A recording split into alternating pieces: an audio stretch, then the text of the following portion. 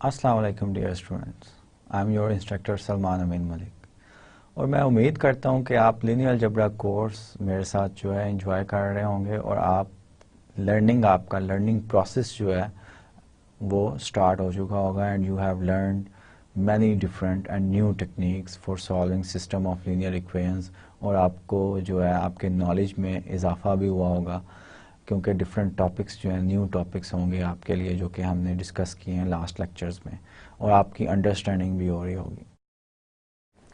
Last lecture में हमने जो थर्ड पार्ट जो है वो स्टार्ट किया है लीनियर अलजेब्रा का जो कि वेक्टर स्पेसिस पे कंसिस्ट कर रहा है and we are moving towards the difficult part of the your course which is the third part of your course जो कि मैंने फर्स्ट लेक्चर में डिस्क्राइब किए थे। अपने कोर्स कंटेंट्स को डिवाइड किया था तीन डिफरेंट पार्ट्स में।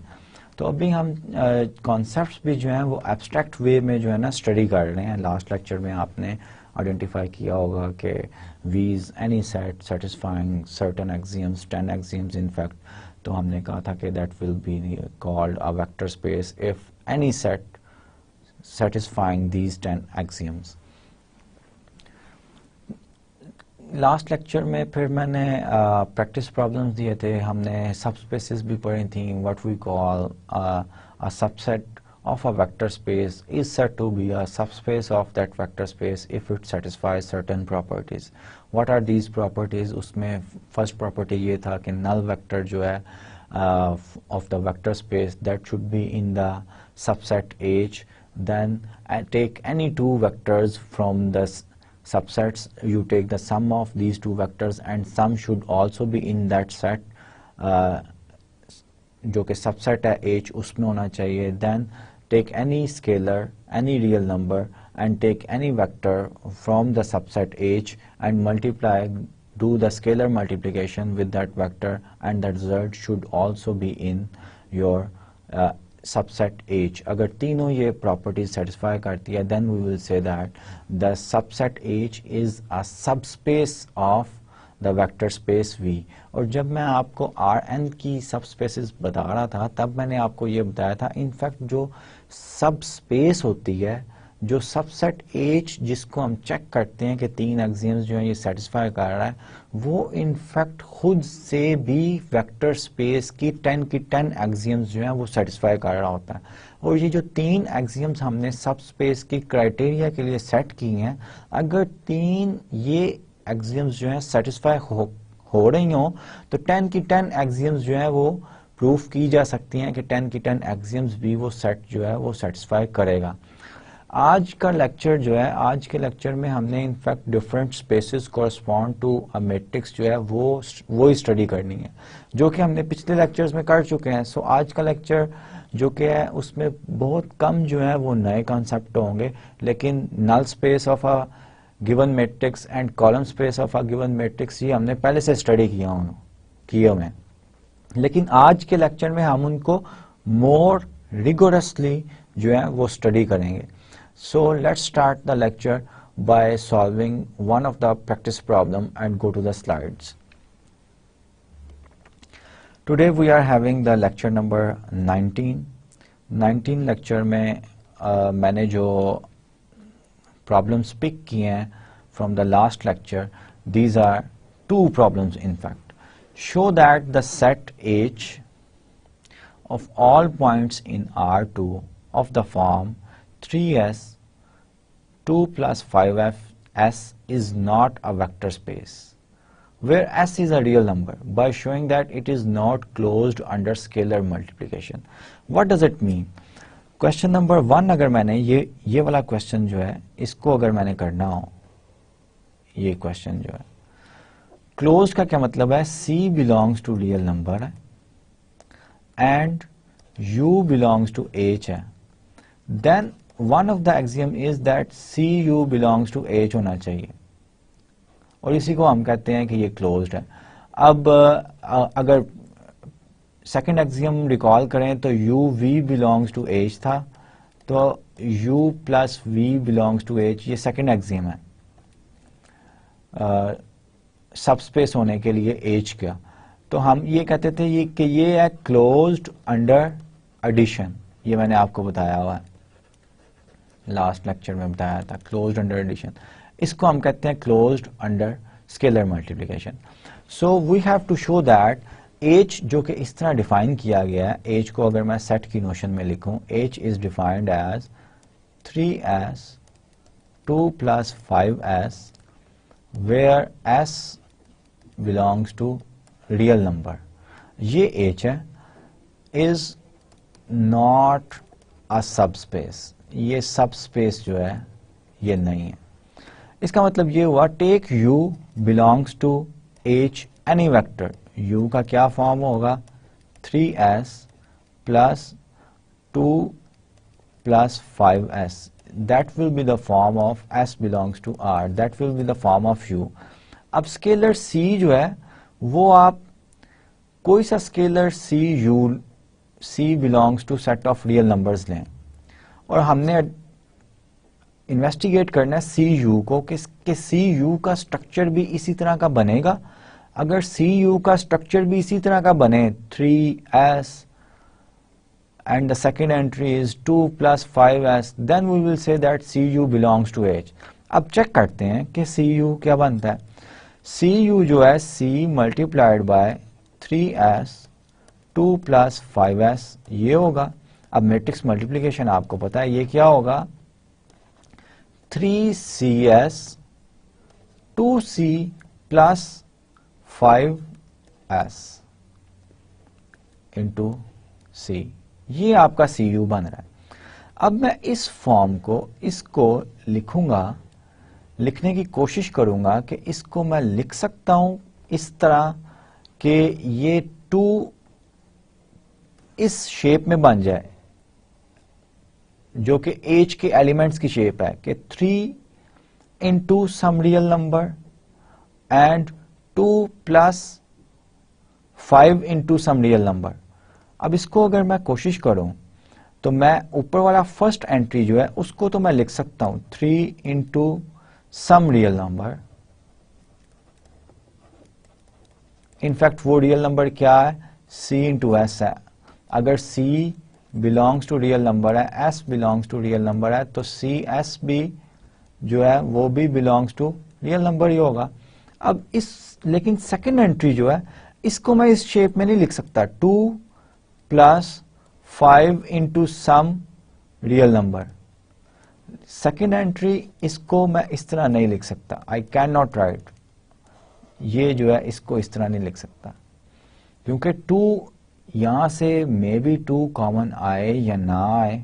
लेट से c जो है 3 ले लेते हैं हम, c जो है 3 ले लेते हैं, तो आपकी सेकेंड एंट्री क्या बन रही है, 2 into 3 plus 5s into 3. अब यहां से जब तक s आपका इवन ना नंबर हो, 2 तो कॉमन ही नहीं लिया जा सकता, ठीक है. तो अगर s ऑड नंबर है तो this element can not be written in this form. अगर s ऑड है तो s तो आर्बिट्रेरी रियल नंबर था ना, तो हमने तो कोई सा भी u लेना था, आर्बिट्रेरी u लेना था. सो whenever s is odd, cu does not, when s is odd, cu does not belong to h. Hence,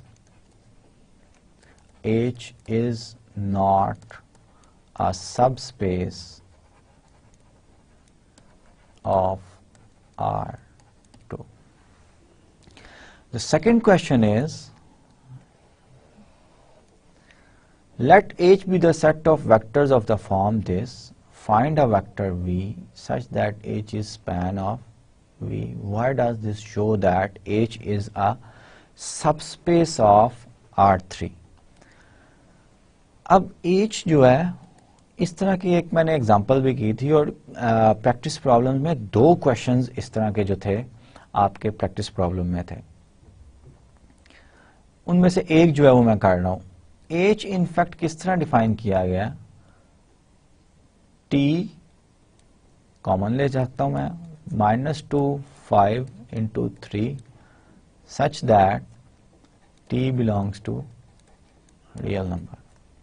अब इस वेक्टर को अगर मैं U कह दूं तो ये सेट क्या है, T ऑफ U क्या है, where T belongs to R, this is linear combination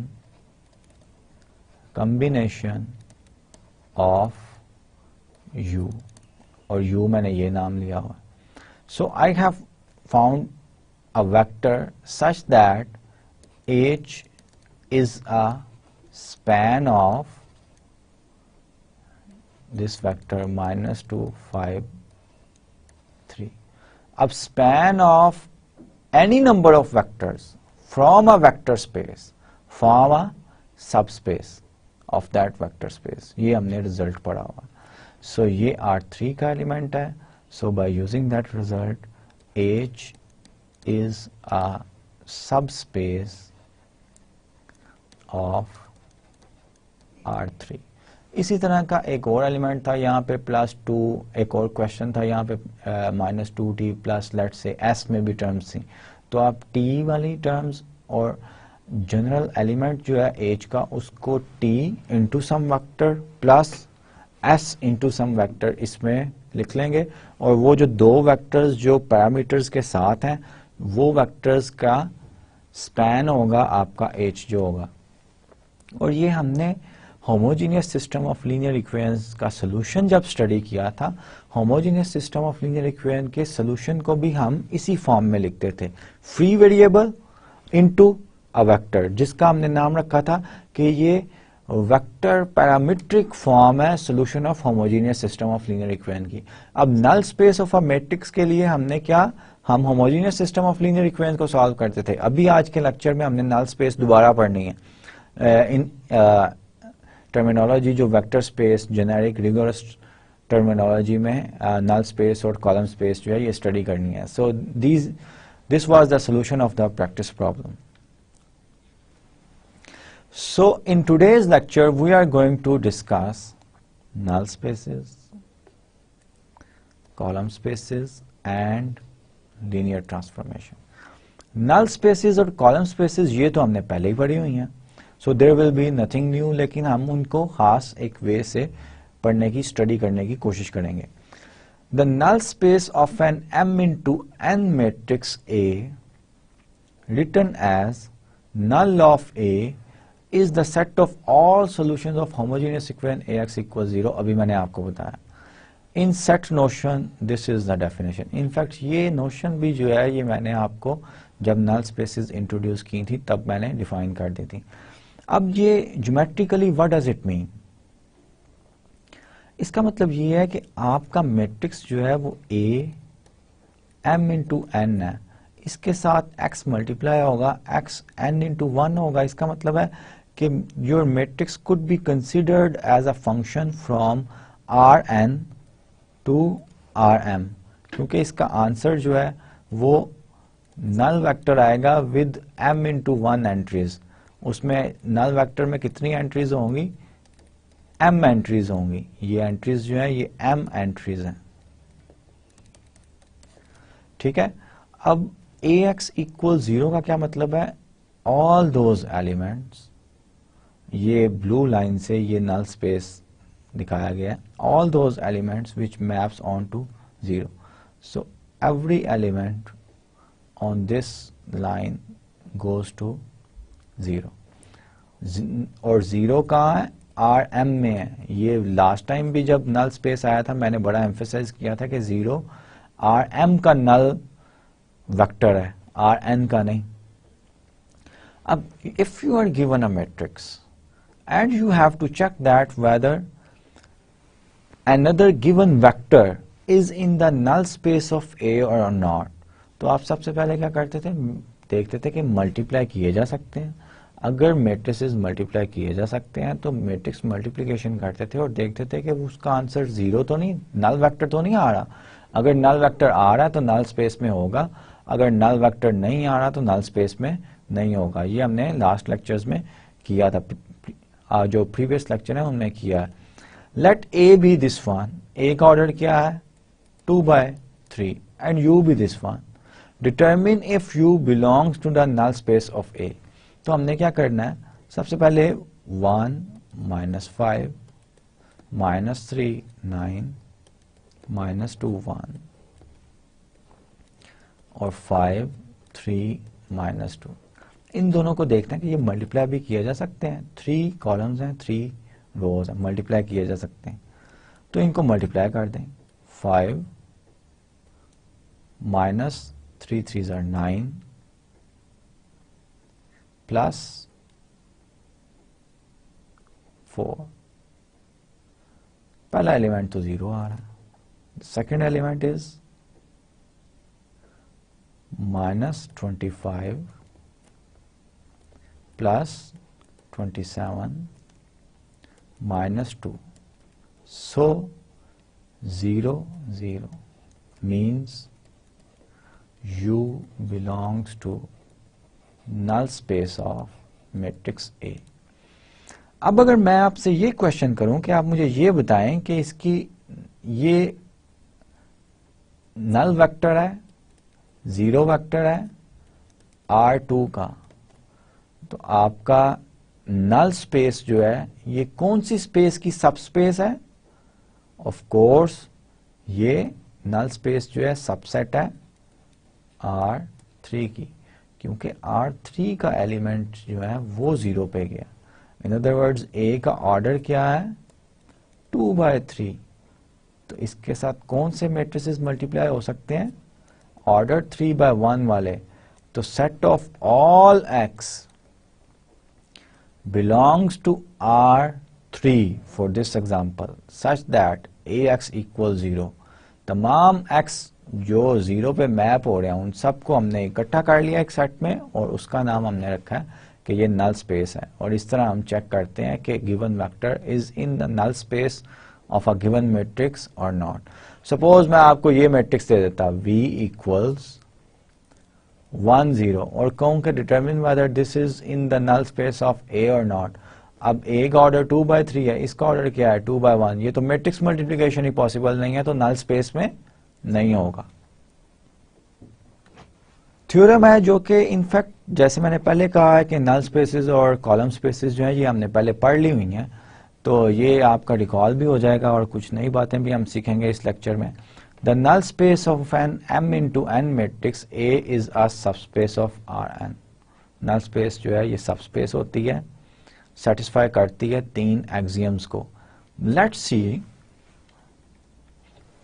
ये नल स्पेस की डेफिनेशन है। अब 3 एक्सियम्स जो हैं वो लास्ट लेक्चर में आपको पता है कि सबस्पेस होने के 3 एक्सियम्स क्या हैं।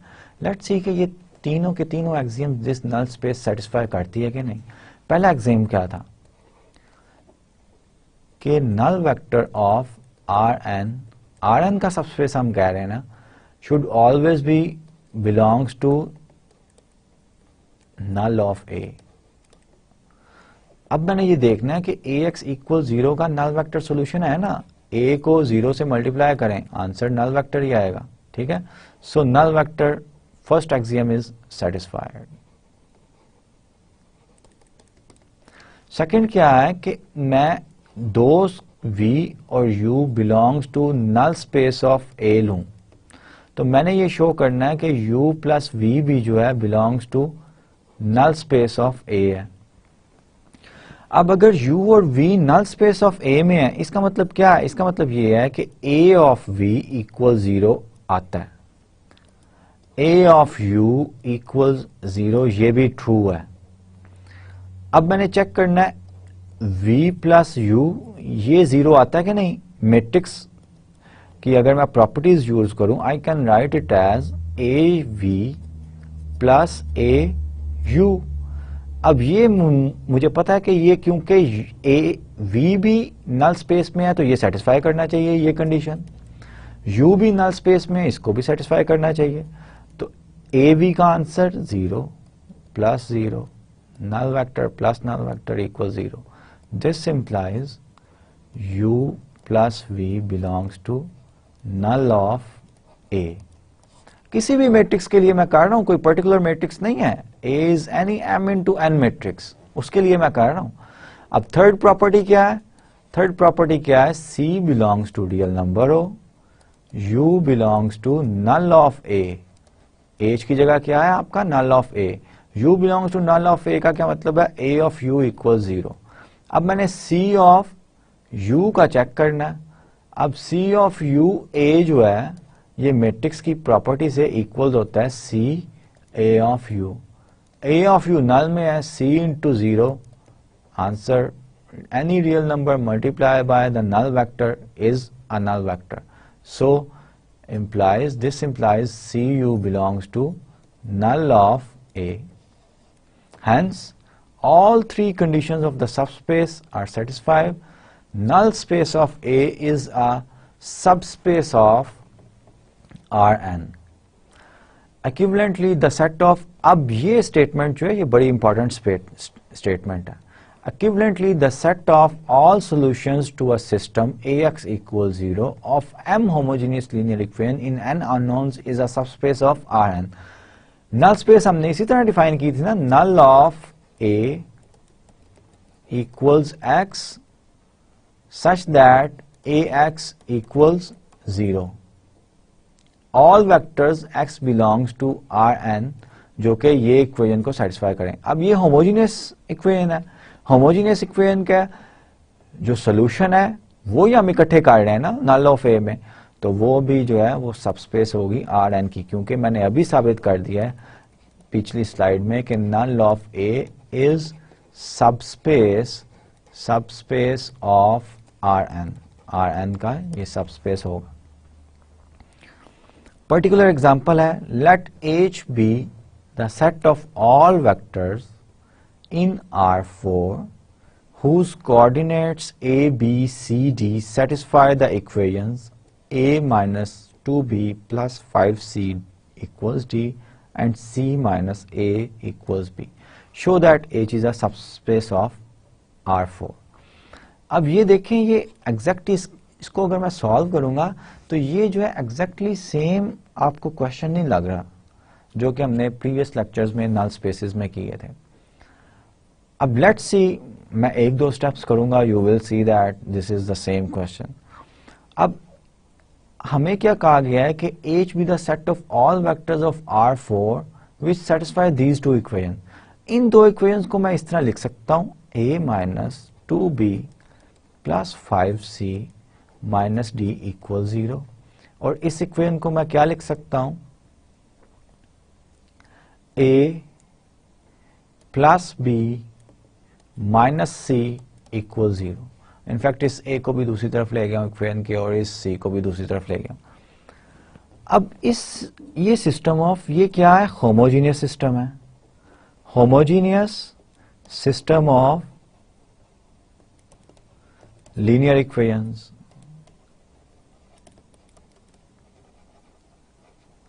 इक्वल 0 है। इसको मैं इस तरह भी लिख सकता हूं, ए matrix 1 matrix which is 1 minus 2 5 minus 1 1 1 minus 1 0 into A B C and D equals 0 0।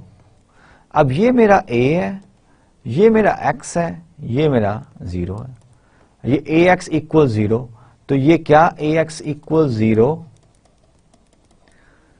और all solutions of this homogeneous system, इसको मैं क्या नाम देता हूं, नल ऑफ A। तो H क्या है, set of all solutions all vectors whose coordinates satisfy this equation. इस इक्वेशन को मैंने इसी तरह लिखा था, इसका मतलब है H इनफैक्ट मेरा क्या है, H in fact is a null space of A। और नल स्पेस जो है इसको तो मैंने अभी साबित किया, प्रूव किया है कि null space of any matrix is always a subset of Rn। अब यहां पे n क्या है, इसका ऑर्डर क्या है, 2/4, Rn n इक्वल्स क्या है, 4 है। तो H, hence by using previous result, this theorem, H is a subspace of R4। यही मैंने शो करना था, यही मैंने साबित करना था, hence it is proved। सो देखें कि बड़ी ट्रिकी वे से मैंने अपने रिजल्ट्स जो है यूज किए हैं, और इस क्वेश्चन को प्रीवियस लेक्चर्स के क्वेश्चन से अगर आप रिलेट करें तो आप देखेंगे कि ये you will not be able to find that it's the same type of question as we have done in the previous lecture, in which we have discussed the null and column spaces. An explicit description of null space of A. ये in fact example जो है ये हमने last lecture में, जो previous lecture जिसमें null space और column spaces जो हमने डिस्कस की थी उसी से लिया गया। ए का ऑर्डर क्या है 3/5, so null of A will be a subset of R5 and in fact it is a subspace of R5 है, ये R5 की सबस्पेस है। अब उसको हमने उसका स्पैनिंग सेट निकालना है, find a spanning set for the null space of, और ये हमने लास्ट प्रीवियस लेक्चर में सीखा हुआ है। क्या हम करते हैं कि मैट्रिक्स हमने इनफैक्ट AX = 0 इसका सोल्यूशन का पैरामीट्रिक वेक्टर फॉर्म लिखनी है, parametric vector form. Parametric vector form लिखने के लिए मैं इसको एचेलॉन फॉर्म में कन्वर्ट करूंगा, फिर सॉल्यूशन को फ्री वेरिएबल्स में लिख दूंगा। फ्री वेरिएबल्स यहाँ पे क्या है x2, x4 एंड x5। अब इनके साथ जो कोफिशिएंट लगे होते हैं इन वेक्टर्स का मैं नाम रख लेता हूं, जैसे मैं प्रीवियस किया था u v w। So null of a is in fact x2, x4 and x5 क्या होते हैं, रियल नंबर्स होते हैं। in fact is the span of u, v and w, ये span है और ये spanning set ही मैंने निकालना था। so any solution of this system AX = 0 will be a linear combination of my free variables, will be a linear combination of u, v and w, these vectors, जैसा कि यहाँ पे नजर भी आ रहा है। So there is nothing new in this example, just मैंने आपको रिकॉल करवाया है कि स्पैनिंग सेट जो है, टर्मिनोलॉजी जरा डिफरेंट हो गई है कि स्पैनिंग सेट जो है नल स्पेस का वो हमने निकाल दिया। In fact these vectors are linearly independent. यही सेट जो है, सेट बी जो है, ये भी हमने सीखा हुआ है, u, v, w जो है, this forms basis for null of A. Null of A की बेसिस है और dimension of the null space is, ये भी हमने सीखा हुआ है, dimension of the null space of A = 3, क्योंकि u, v, w तीनों लीनियरली इंडिपेंडेंट है। इसी तरह हम जो है कॉलम स्पेस को भी पढ़ते हैं जरा, लेकिन टर्म्स नहीं यूज करते हैं। The column space of an m into n matrix A written as column of A is the set of all linear combinations of the columns of A as it is. ये हमने पढ़ा हुआ है, it's not new for us. Column of A is the span of the columns of the matrix A. A जो है इस तरह define किया गया है और इन सेट नोशन हम कॉलम स्पेस को इस तरह डिफाइन करते हैं, और ये मैंने आपको प्रीवियस लेक्चर्स में बता भी दिया था। The column space of an m into n matrix A is a subspace of Rm. अब ये सबस्पेस जो है इसको फॉर्मली आज के लेक्चर में कर लेते हैं। सबस्पेस Rm का है, इसका मतलब है 0 null vector of Rm। First axiom क्या है कि नल वेक्टर 0 जिसके m कंपोनेंट्स हैं 1, 2 so on, इसी तरह चलता जाए, ये mth पोजीशन है, m एंट्रीज हैं। null vector of 0 should be in H, और H का नाम मैंने column of A रखा हुआ है, ठीक है। इसी को सबस्पेस साबित करना है ना। अब इसका मतलब ये हुआ कि इसमें B, इसका मतलब ये हुआ कि AX equals for some x 0, B equals 0 मैं रख लेता हूं। यही मैंने शो करना है ना, अगर 0 null vector belongs to this set होगा, अगर AX equals B has solution for some x, तो B की जगह मैंने 0 डाल दिया क्योंकि इसमें एलिमेंट अब B आ रहे हैं। अब x कोई एक x belongs to Rn मैंने ढूंढना है जो कि इस इक्वेशन का सोल्यूशन हो। अगर मैं x equals null vector belongs to Rn लूं, अब ये नल वेक्टर इसके कितने कंपोनेंट हैं, 0 1 2 up to so on n 0 component. ये लूं तो a of 0 equals null vector ही आएगा ना। So we have one solution of this solution, so 0 belongs to h। ये साबित हो गया क्योंकि null vector of Rn is a solution for some x, for some x belongs to Rn। कोई एक सोल्यूशन आपको चाहिए, तो एक सोल्यूशन मैंने ढूंढ लिया ना Rn में, null vector of Rn, null vector को मल्टीप्लाई करें a से, नल वेक्टर ऑफ Rm जो है ये आंसर आएगा। So 0 belongs to Rm। Second, uv belongs to column space of A implies u plus v belongs to column space of A।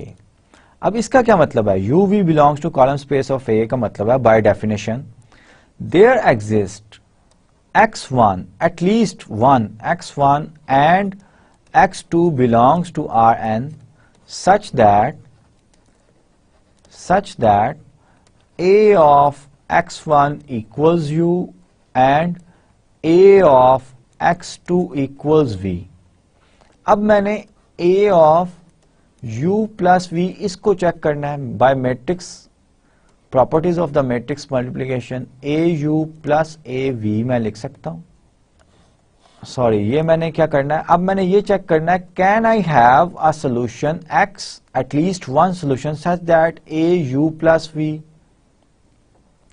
ये मेरा B हो, तभी तो मेरा can I have the solution B मेरा ये बन जाए B equals U plus V है।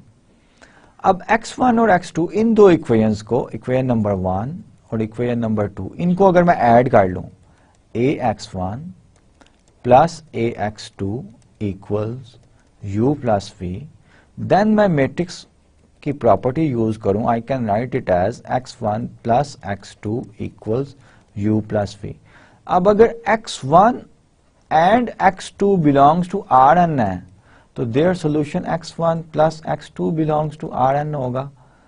तो ये एक एलिमेंट मिल रहा है मुझे जिसका एक solution A, let's say we call it x3, इसका नाम मैं x3 रख देता हूं, equals u plus v।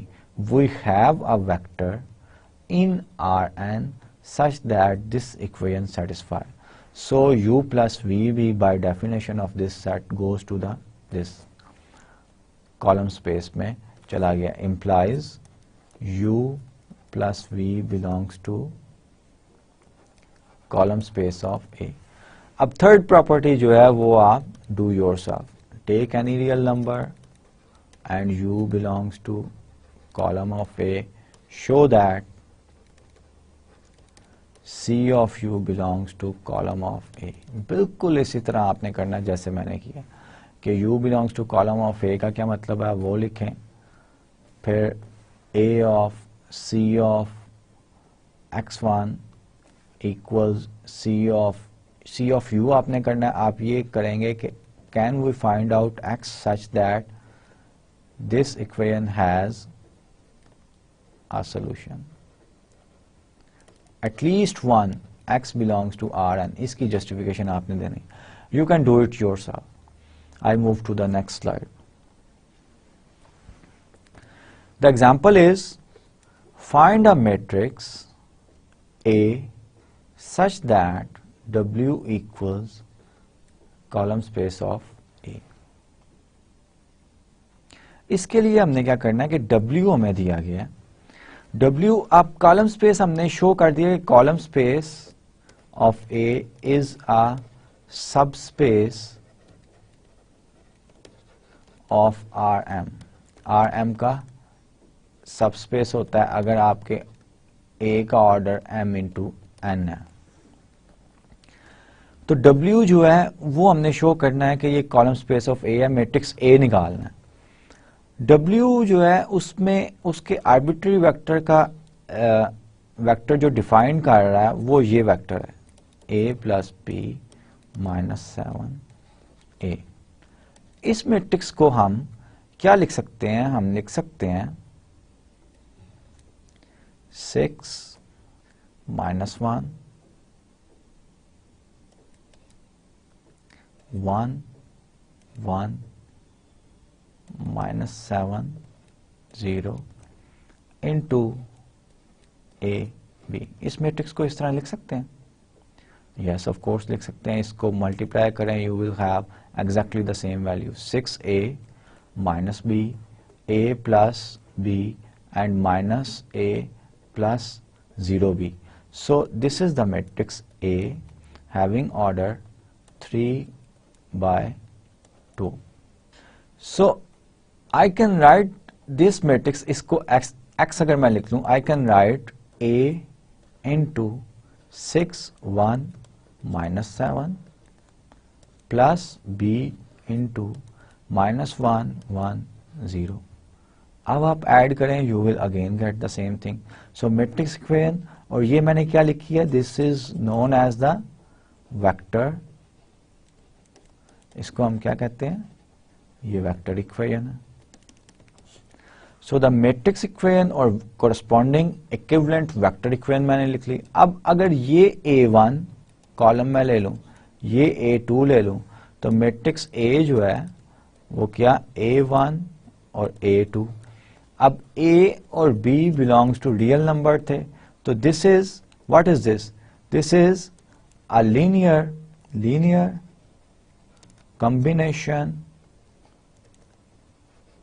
combination of A1 and A2. The set of all, क्योंकि A and B are arbitrary real numbers, so this is the arbitrary linear combination. So this is the span of A1, A2, where A1, A2 are the columns of A.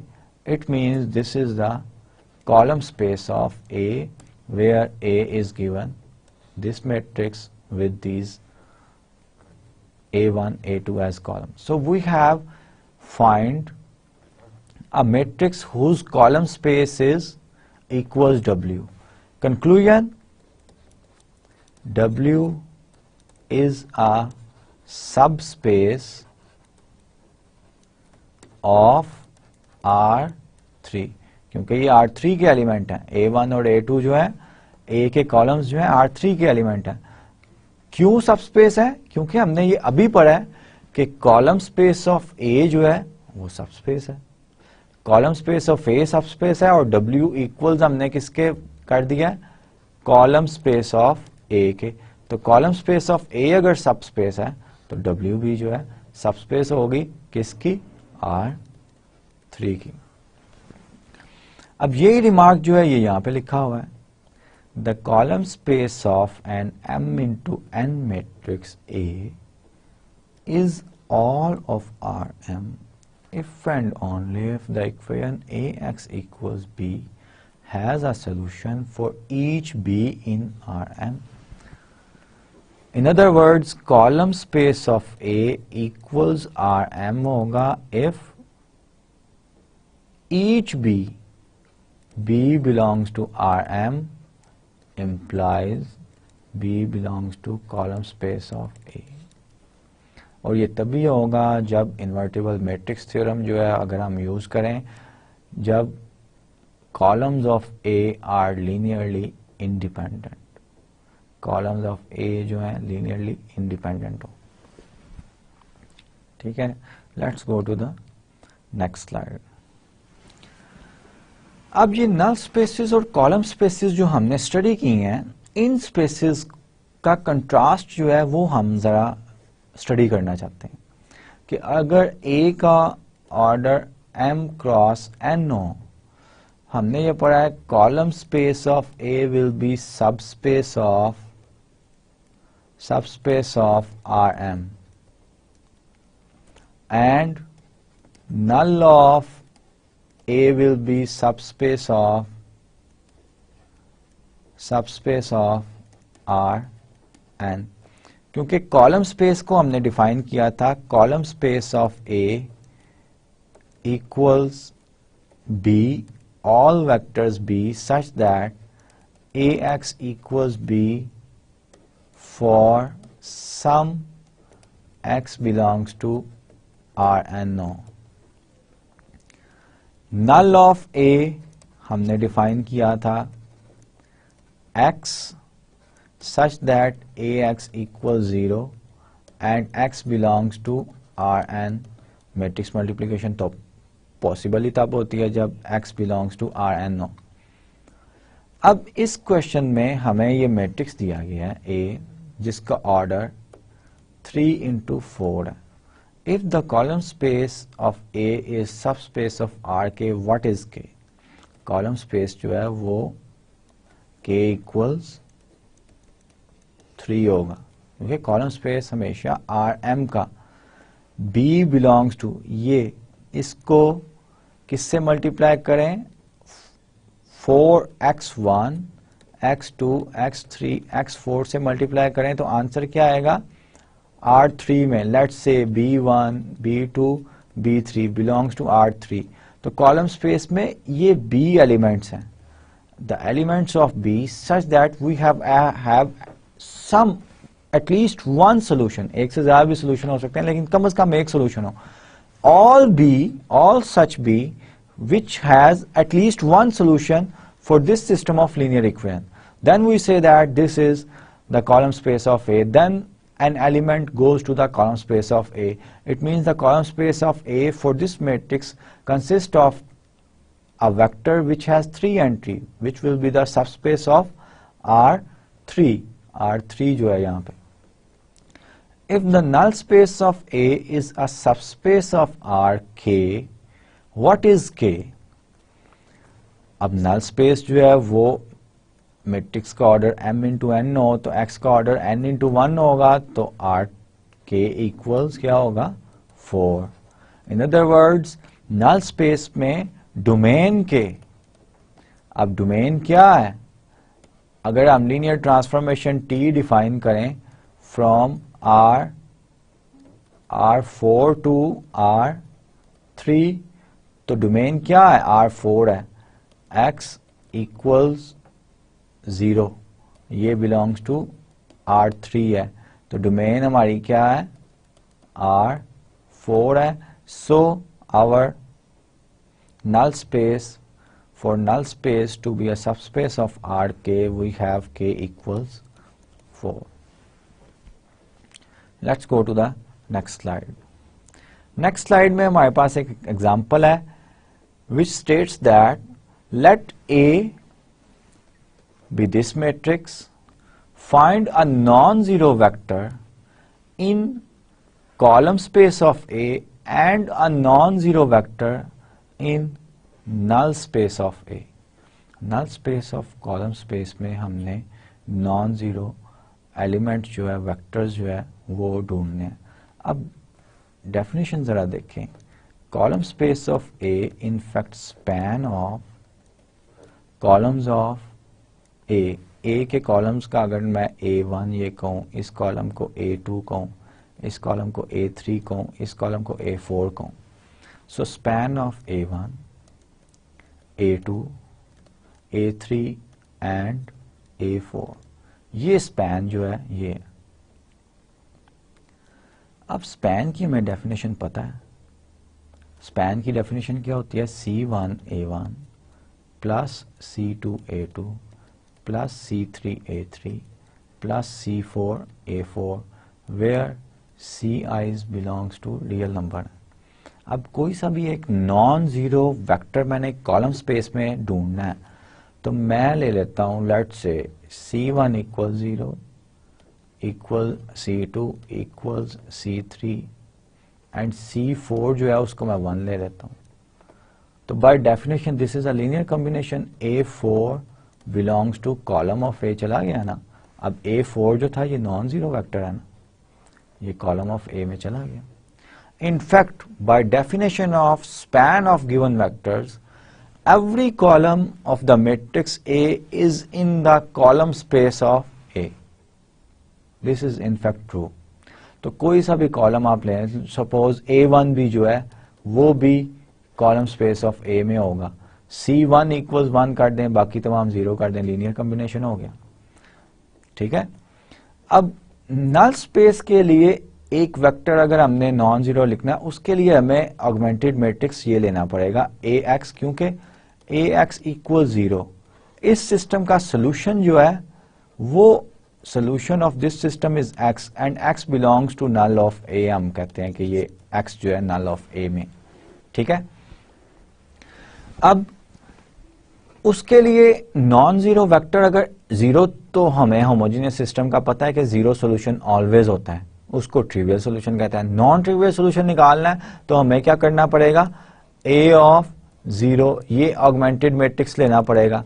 वो augmented matrix क्या है, 2 -2 3 4 -5 7 -2 7 -8 1 3 6 and 0 0 0।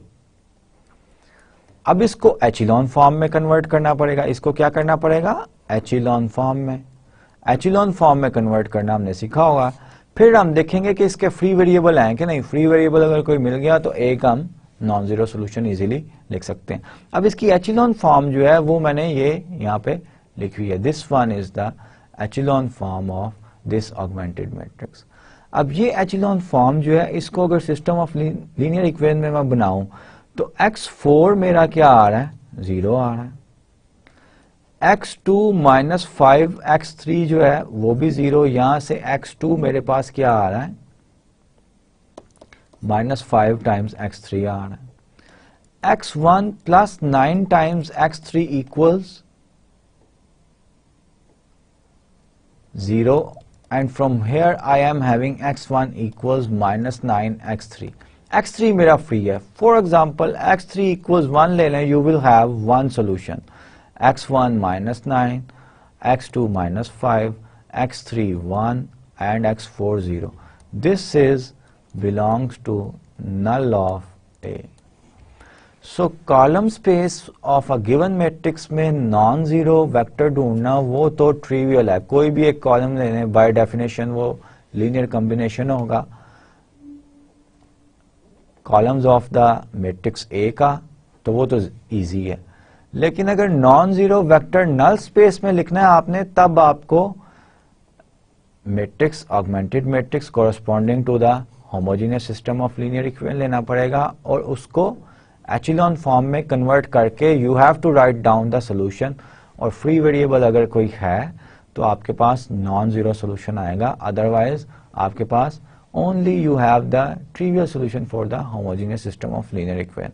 अब आपको recall करवाता जाऊं, if we have only the trivial solution for the homogeneous system then A is invertible by invertible matrix theorem. A invertible भी होगा और ए के कॉलम्स जो होंगे वो लीनियरली इंडिपेंडेंट होंगे, ये भी हमने पढ़ा हुआ है invertible matrix theorem.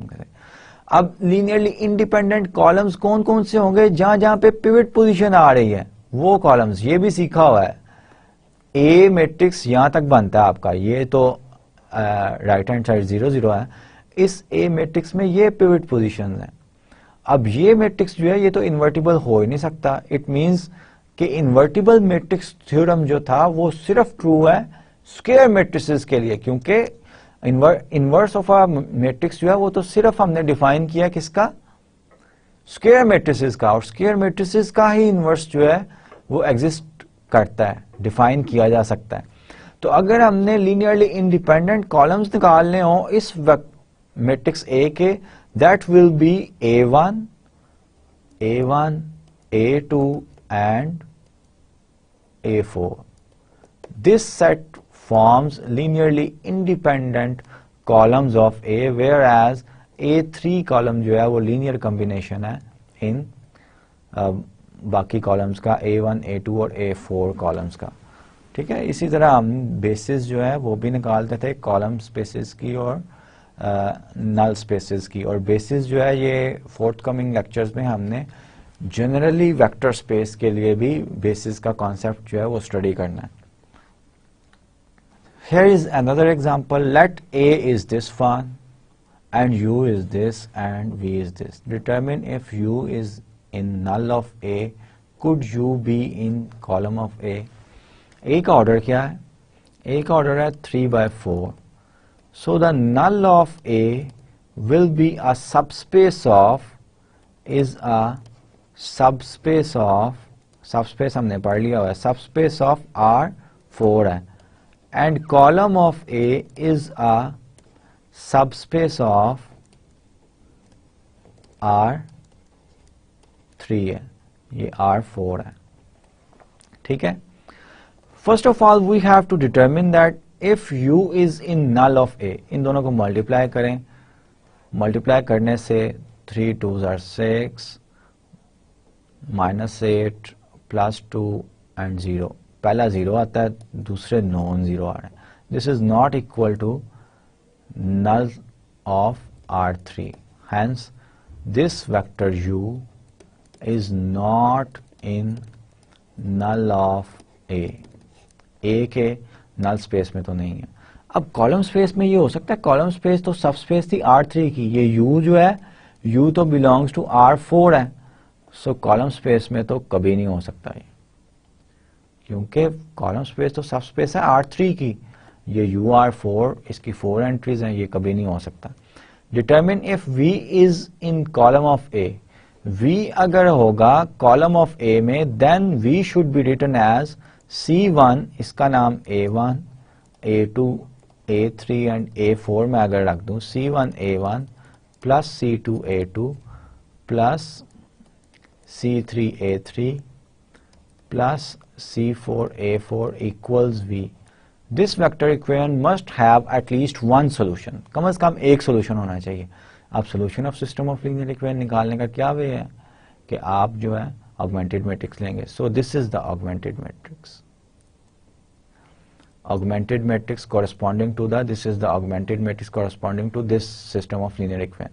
2 - 3 complete A, 3 - 1 3. अब इसको एचिलॉन फॉर्म में कन्वर्ट करना है. एचिलॉन फॉर्म में कन्वर्ट करना आपको आता है. I have given the echelon form. This is the echelon form. अब इस एचिलॉन फॉर्म से you are having a solution. In fact x4 की वैल्यू 1/17 आएगा. आपके पास एक फ्री वेरिएबल आएगा. You have more than 1 values, एक से भी ज्यादा वैल्यूज हैं. तो आपका क्या system of this vector equation has a more than 1 values, so V belongs to column space of A. Could V be in null space of A? Null space of A जो थी वो तो R4 है और V का order क्या है 3 into 1. V belongs to R3 है, so V cannot be in null space of A. Only square matrix होगा n क्रॉस n के लिए, तभी पॉसिबल है कि एक वेक्टर जो है वो नल स्पेस में भी हो और कॉलम स्पेस में भी हो. अगर आपका नंबर ऑफ रोज और नंबर ऑफ कॉलम्स जो हैं डिफरेंट हैं for a given matrix, then a vector can not be in the null space as well as in the column space. इस स्लाइड में मैंने कलेक्ट किया है contrast between the null space and column space of an M cross n matrix A. So these are the properties which are null space of A satisfied as compared to these are the properties which satisfy a column space of A.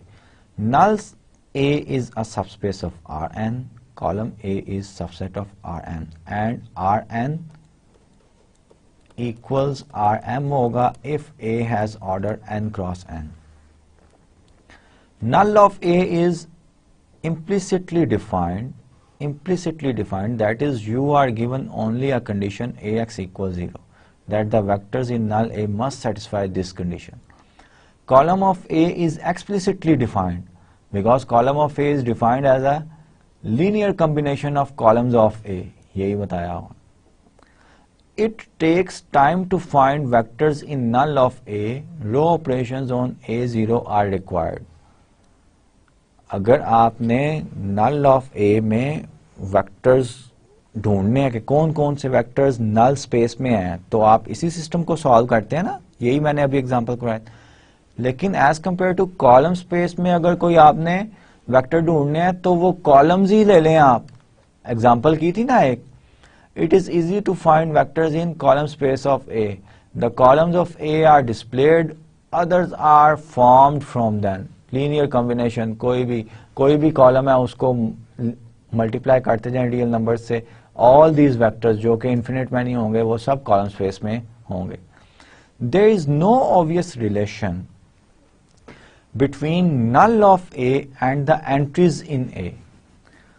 इसमें कोई भी matrix अगर दिया गया है ए m into N का, तो कोई ऑब्वियस रिलेशन नहीं है कि ए की एंट्रीज के दरमियान और a vector which is in null space of A उसमें कोई रिलेशनशिप हो. There is no obvious relationship, whereas there is an obvious relation between column of A and the entries in ए.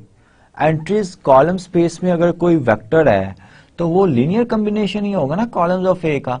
तो ए matrix के ए की entries के दरमियान और column space में जो वेक्टर्स होंगे उनके दरमियान रिलेशनशिप हमें मिल जाएगा ना, कि अगर एक वेक्टर जो है वो कॉलम स्पेस में है तो उसकी फर्स्ट एंट्री जो है ए की फर्स्ट कॉलम की एंट्री को इससे मल्टीप्लाई करें प्लस करें, सेकंड कॉलम की एंट्री को इस रियल नंबर से मल्टीप्लाई करें, third and so on and so fourth और ऐड करें तो आपकी फर्स्ट एंट्री आ जाएगी वेक्टर जो कि कॉलम स्पेस में है. क्योंकि कॉलम स्पेस जो होती है वो लीनियर कॉम्बिनेशन होती है कॉलम्स ऑफ ए की. So we have an obvious relationship between the entries of a matrix A and a vector belonging to the column space of A. A typical vector V in null space of A has the property that AV equals 0. कोई भी vector V अगर नल space में होगा वो ये equation satisfy करेगा क्योंकि यही डेफिनेशन है.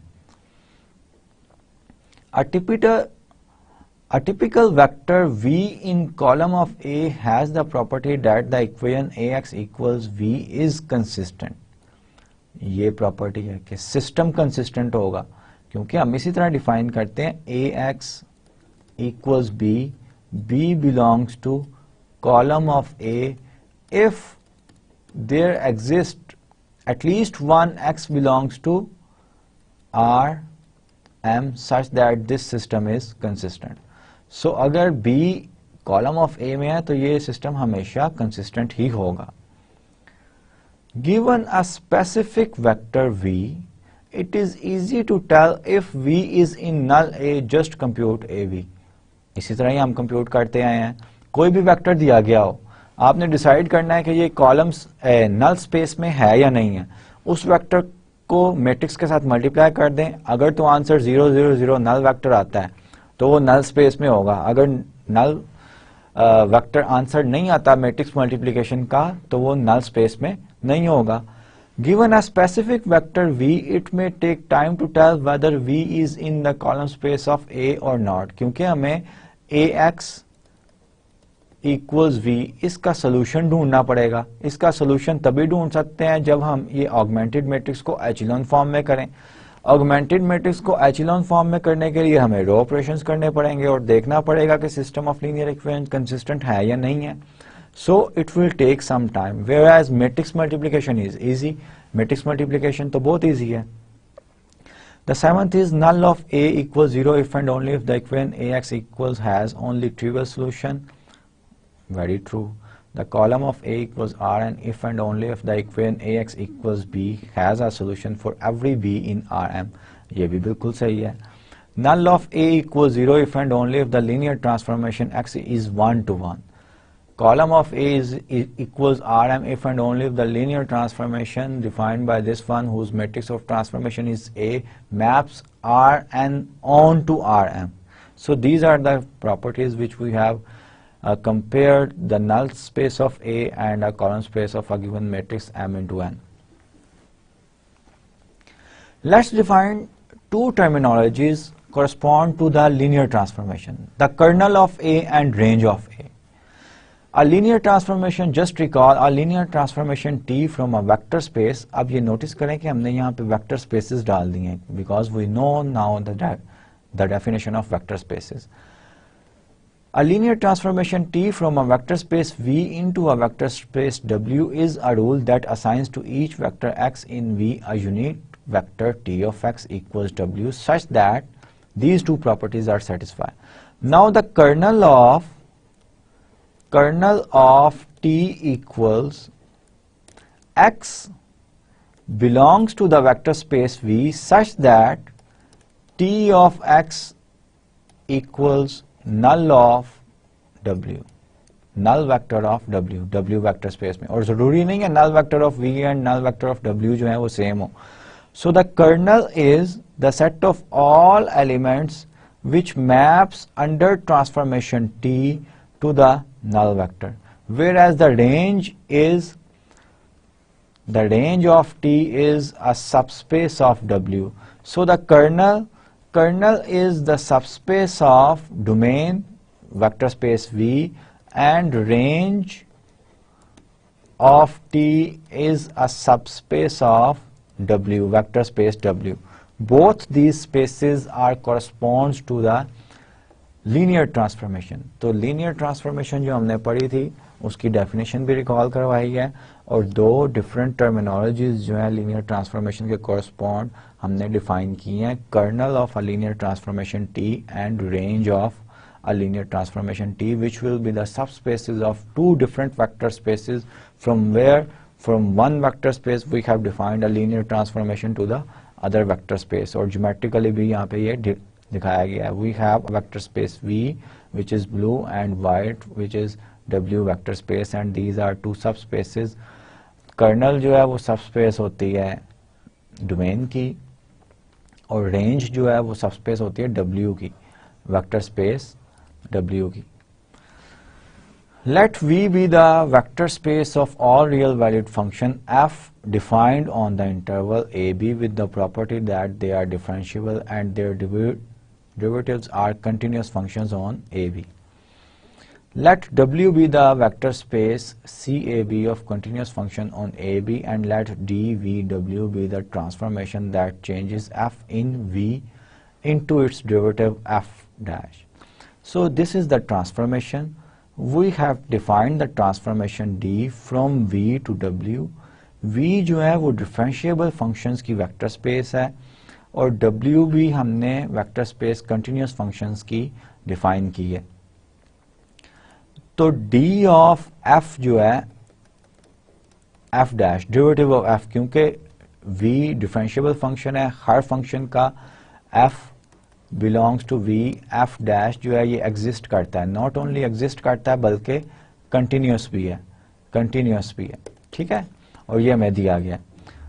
Then we can easily see that these two properties are satisfied by the differentiability, और ये calculus में आपने calculus के preliminary course में आपने पढ़ा हुआ है.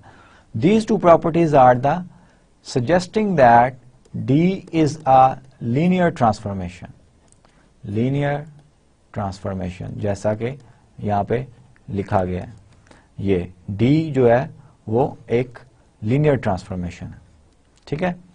The kernel of D, now the kernel linear transformation आ गया, तो kernel of D is the set X belongs to V such that D of X equals null vector, zero vector जो है function जो है ये कंटिन्यूस होता है, of W जो है ये आए. अब डेरिवेटिव जो है D जो है वो डेफिनेशन क्या थी, डेरिवेटिव. अब कौन से फंक्शंस का डेरिवेटिव जो है वो जीरो होता है, ये आपको पता है कि constant f of x equals constant c. Constant functions have derivative f dash x equals zero. So the kernel of D में तमाम कांस्टेंट फंक्शंस जिस तरह भी हमने डिफाइन किए हैं, there are more than one function. Let's say एक f of x में c से डिफाइन करता हूं, देन f1 ऑफ x में लेट्स से 2 से डिफाइन कर देता हूं, ठीक है. तो there are many constant function. वो सारे कांस्टेंट फंक्शंस जो हैं वो कर्नल डिफाइन करेंगे इस ट्रांसफॉर्मेशन के, जो कि लीनियर ट्रांसफॉर्मेशन हमने अभी देखी है कि ये एक लीनियर ट्रांसफॉर्मेशन है defined from a vector space V containing the function which are differentiable and have continuous derivative to the vector space W which consists of continuous functions only. तो ये जो है ये दो प्रॉपर्टीज कैलकुलस से ये easily हम कर सकते हैं. इनफैक्ट ये क्या कह रहा है, f प्लस g का derivative equals f derivative plus g derivative. Similarly ये भी हम चेक कर सकते हैं, और ये कैलकुलस का प्रिलिमिनरी जो है रिजल्ट है जो कि आपने पढ़ा होगा। और कर्नल ऑफ इस दिस लीनियर ट्रांसफॉर्मेशन वो हमने देख लिया है, the set of constant functions जो है वो कर्नल फॉर्म कर रहा है इस ट्रांसफॉर्मेशन का डी का। अब ये एग्जांपल जो है ये बड़ी इंपॉर्टेंट एग्जांपल है, and this example describes vibration of a weighted spring. Physics के काफी प्रॉब्लम्स जो हैं ये डिस्क्राइब करती है। The movement of pendulum, the voltage in an inductance, capacitance, electrical circuit. अब ये डिफरेंशियल इक्वेशन है एक। अब अगर मैं एक ट्रांसफॉर्मेशन टी डिफाइन करूं from vector space v to w, and v में फंक्शंस किस तरह के हैं जो कि ट्वाइस डिफरेंशिएबल हैं और कंटिन्यूअस भी हैं, और w जो है स्पेस ऑफ कंटिन्यूअस फंक्शन है as in the previous case, लेकिन अब v में ट्वाइस डिफरेंशिएबल फंक्शन है, twice differentiable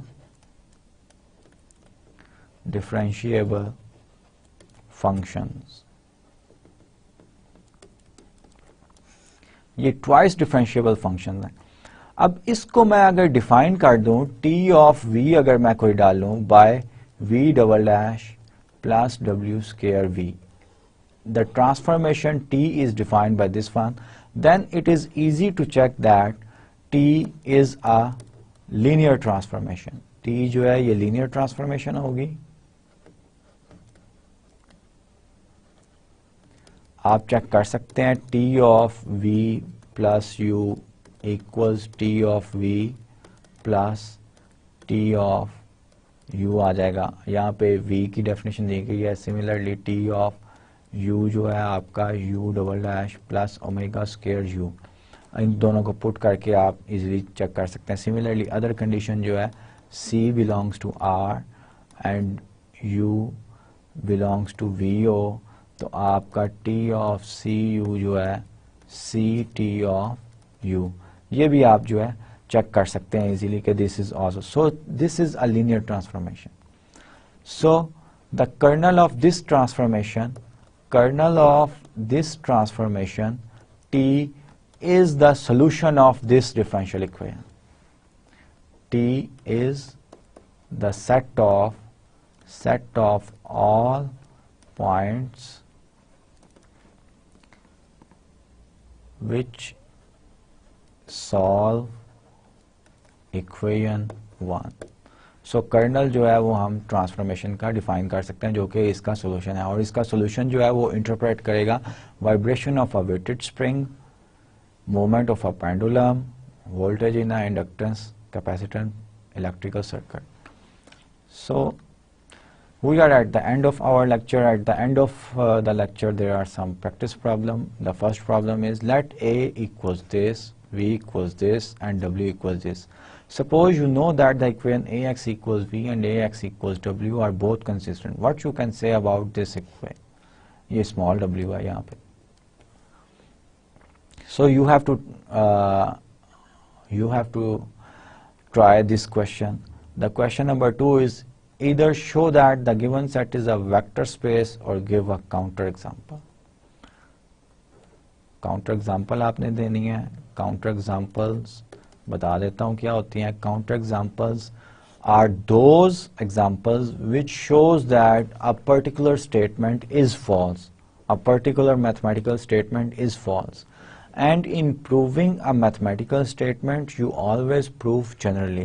But if you have to show that a mathematical statement is false, you need just one example in which that statement is false. So you have to whether show that these are the vector spaces, or you have to show that there is an example for which these are not a vector spaces, or there is an axiom and you have to construct an example that this example does not follow this axiom of the vector space. I hope you will be able to do these questions. Inshallah next lecture में हम दूसरे topics जो हैं वो linear algebra के study करेंगे, और आपको एक बार फिर recall करवा दूँ, we are in the third phase or third part of the linear algebra, which is the longest and a little bit abstract part of your course. Till then, Allah Hafiz and take care.